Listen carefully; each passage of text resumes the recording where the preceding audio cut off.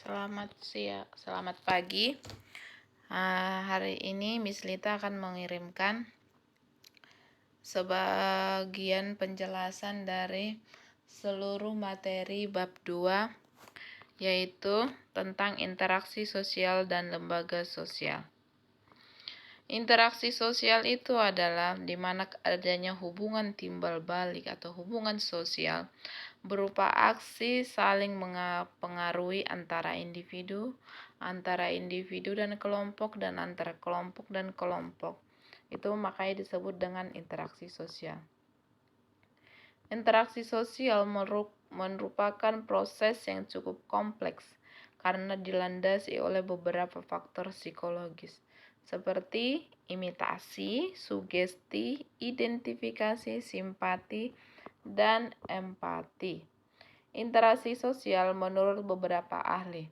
Menurut Sujono Sukanto berpendapat bahwa interaksi sosial tidak mungkin terjadi tanpa adanya dua syarat, yaitu kontak sosial dan komunikasi. Perhatikan gambarnya ya. Menurut John Gillin, interaksi sosial dapat berlangsung dalam dua jenis proses, yaitu melalui proses asosiatif dan disosiatif. Yang selanjutnya kita akan membahas pengaruh interaksi sosial terhadap pembentukan lembaga sosial, interaksi sosial, dan norma sosial. Norma merupakan aturan atau ketentuan yang mengikat warga atau kelompok dalam masyarakat. Norma itu adalah suatu aturan yang sudah ditentukan dalam suatu kelompok masyarakat ataupun dalam suatu negara ya. Norma itu bersifat mengatur masyarakat. Makanya disebut norma sosial, yang di mana norma itu atau peraturan itu ada yang bersifat formal maupun bersifat non-formal. Norma itu dapat dibedakan menjadi 4 tingkatan dengan kekuatan yang berbeda-beda. Yang pertama cara atau usage, yang kedua adalah kebiasaan atau values, yang ketiga adalah tata kelakuan atau mores, yang selanjutnya adalah adat istiadat atau custom. Interaksi sosial antar individu interaksi sosial antara individu dan kelompok maupun interaksi sosial antar kelompok menjadi awal terbentuknya lembaga sosial, kelompok ataupun organisasi sosial. Dan lembaga atau institut atau suatu organisasi dapat terbentuk melalui dua cara, yaitu ada yang tidak terencana, ada juga yang terencana. Dikatakan tidak terencana adalah ketika suatu organisasi itu dibentuk karena adanya suatu bencana alam yang tidak diduga-duga, sehingga dibentuk suatu organisasi untuk penanggulangan bencana tersebut. Yang kedua adalah terencana, yaitu biasanya suatu organisasi ataupun kumpulan yang dibentuk dalam suatu masyarakat yang sudah direncanakan ya. Yang selanjutnya adalah lembaga sosial. Menurut Sujono Sukanto, lembaga sosial adalah himpunan norma dari segala tingkatan yang berkisar pada suatu kebutuhan pokok di dalam masyarakat. Lembaga sosial ini mencakup beberapa hal ya. Ada 3 yang dicakup dalam lembaga sosial.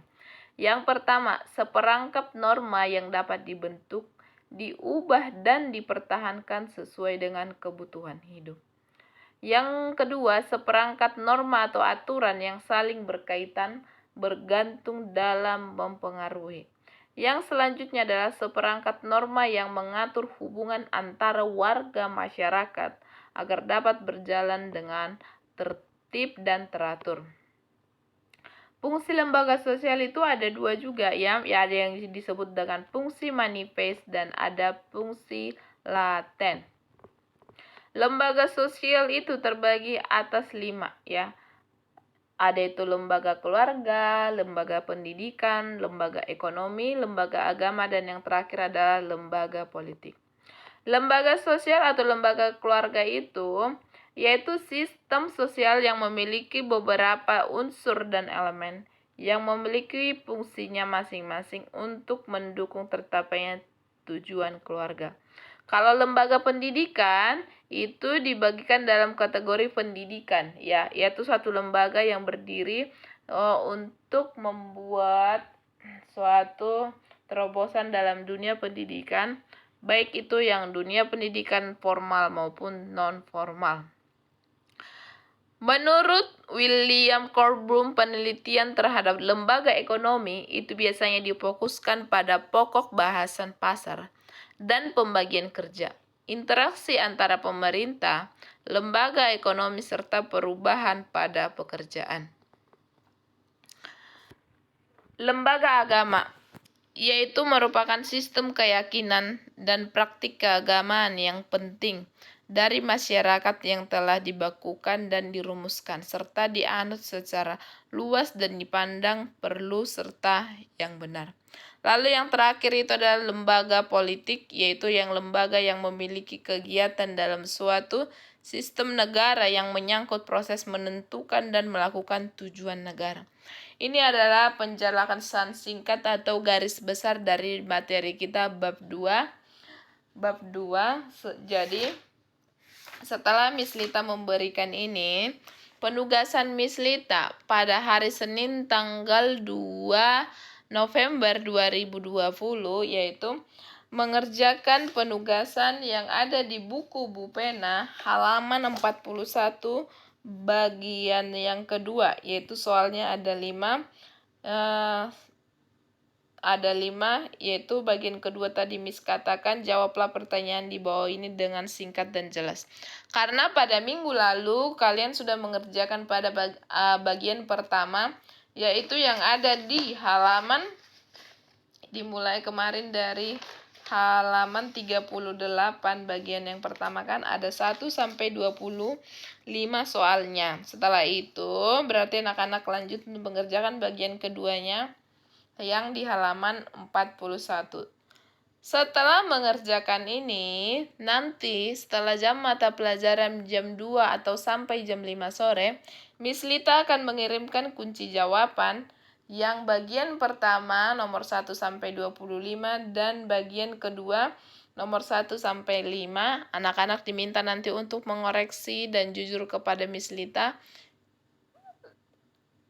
agar anak-anak dapat mempelajarinya dan menjadi materinya nanti di ujian semester. Jadi penugasannya hari ini ada di halaman 41 di buku Bu Pena bagian kedua nomor 1 sampai 5.